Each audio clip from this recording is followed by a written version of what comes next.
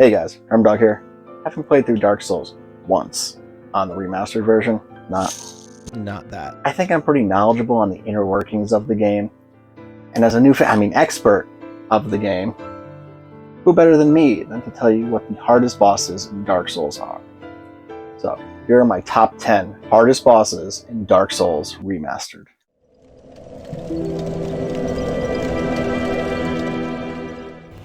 Ceaseless is annoying as you have to fight him on a cliff. His AoE attacks are hard to dodge and can one-shot you if you don't have enough investment in vitality, like me.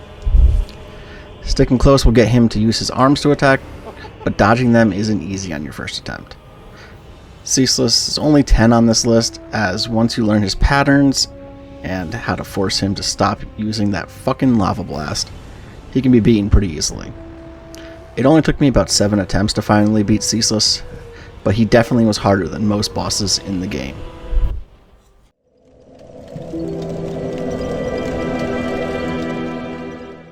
Okay, seriously, fuck the Kapper Demon.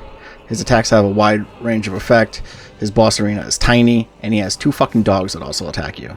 If that's not enough, just getting to him is a pain in the ass, as you have to deal with dogs and these fucking guys that, while dealing with possible poison on your way down.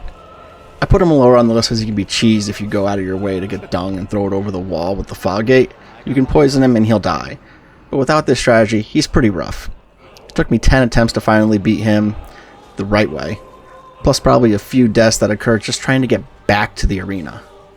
And a death immediately after I beat him. Oh my god, the consequences of my actions. Alright, before I go any further, if you're enjoying this video, please leave a like and subscribe, share with your friends, let me know what you think down in the comments below. It would really help me out. Thank you. Let's move on to number 8.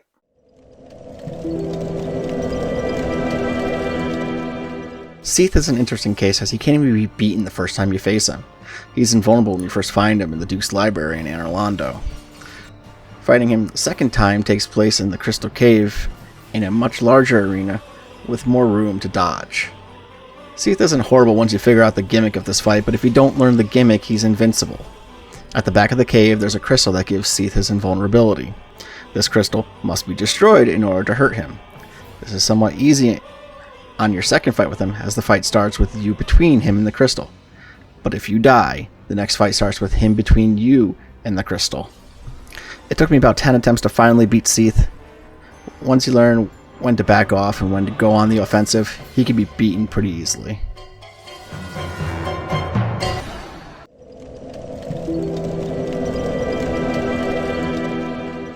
Ugh. Artorius is quite a difficult boss in the DLC. He's fast like most of the DLC bosses, his attacks vary in speed, and like every boss in the game, he hits like a fucking truck. After he loses about a third of his health, he'll try to power up. He can be interrupted if you deal enough damage during this, but if you fail to stop him, he'll hit even harder and can now kill you in half the hits. Artorius took me 25 attempts, a lot more than the last 2 bosses, but it'll be considered nothing later on in this list. I put this one lower on the list because while it took me many attempts to beat him, his patterns can be learned pretty well, and I think some of the later ones in this list I was able to win with less attempts due to luck and not the difficulty of the boss. Also, Artorius is pretty easy to get back to for each attempt, something that can't be said about some of the ones higher up on this list.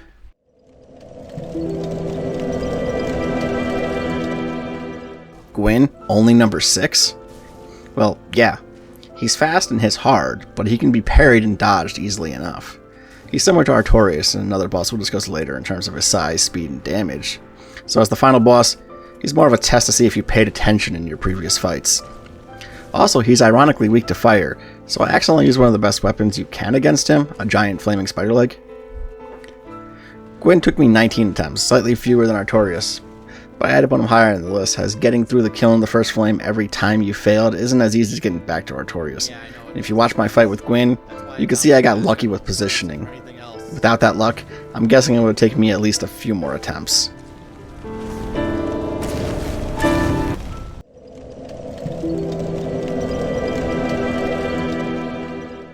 Calme is the only optional boss on this list. Calme is an interesting fight, similar to Ceaseless. If you don't figure out his gimmick, he can be somewhat impossible to fight. To fight Calme, you enter his little valley, and he attacks you from the sky. Once this happens, you need to know to go and speak with Go. Go will hit Calme with an arrow to ground him for your fight, but that doesn't make him easy.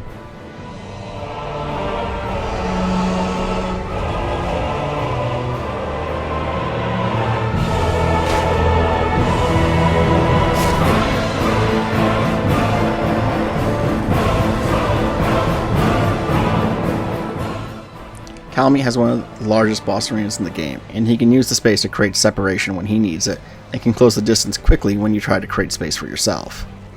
His attacks can be difficult to read, as some have similar wind-ups and require different ways to dodge them. He also has pretty decent defense, and my 2 weapons didn't do much damage to him. In total, Calme took me 16 attempts.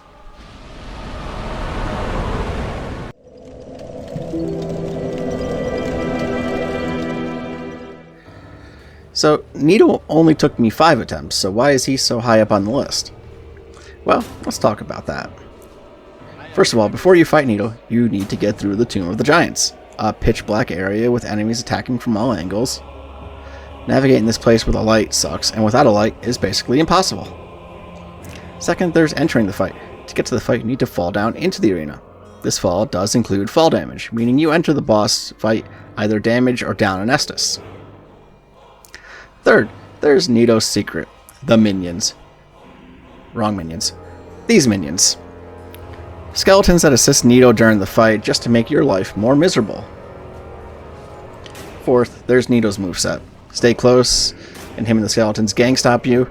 Get too far away, though, and you're susceptible to, well, this.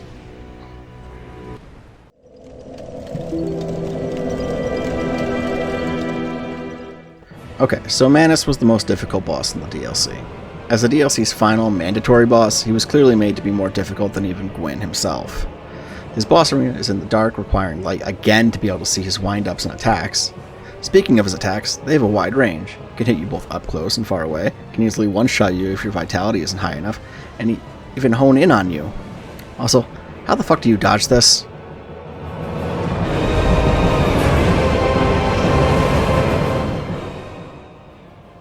I never figured it out. And all of this can be done after one of the most annoying runbacks in the game. Why is this runback annoying? This one stupid motherfucker right here. This fucker ruined my runback way too many times by hitting me in the back every time I ran past him. Sometimes twice, or more. Manus took me 52 attempts, with some taking several minutes and some taking only a few seconds. He's definitely worthy of the number 3 spot on this list.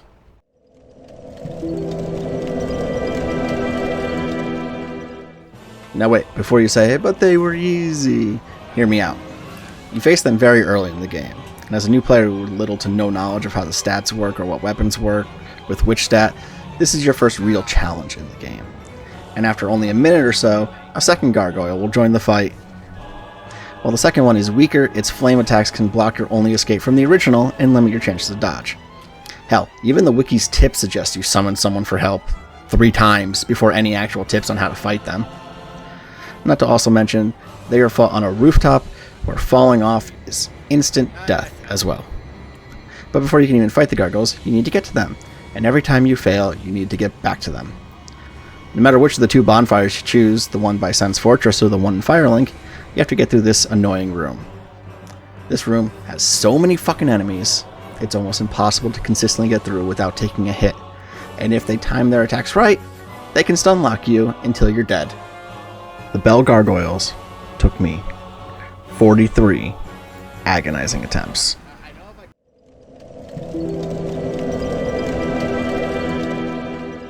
Dragon Slayer, Ornstein, and Executioner Smo. What more do I need to say? This boss fight is complete bullshit. First, there's the fact that Ornstein, the faster of the 2, is also the tank, while Smo, the slightly slower one, is the glass cannon. And by glass, I mean bulletproof glass, because even he is somewhat tanky. And you think, oh, one is slow, I should be able to separate them easily, but nope. Smo is always just right there behind Ornstein. And sometimes Ornstein hides behind Smo, only to jump out and kill you. And the best part, once you kill one, the other just gets stronger, now dealing more damage. I spent hours on this boss fight alone. In total, 93 attempts before I finally put this fight behind me. 93 attempts and basically 2 full streams. And it was defeating Ornstein Smo that truly made me think, can I even actually finish this game? And the answer to that was yes. Thank you guys for watching. If you enjoyed this video, please leave a like and subscribe. Obviously, this was really more of a humorous take on what the hardest bosses in Dark Souls are, and based fully on my experience in a single playthrough. Other players may have completely different experiences, especially more experienced players may completely disagree with me on this list. But again, thank you guys for watching if you made it this far. I'll see you next time. Take care now. Bye bye bye.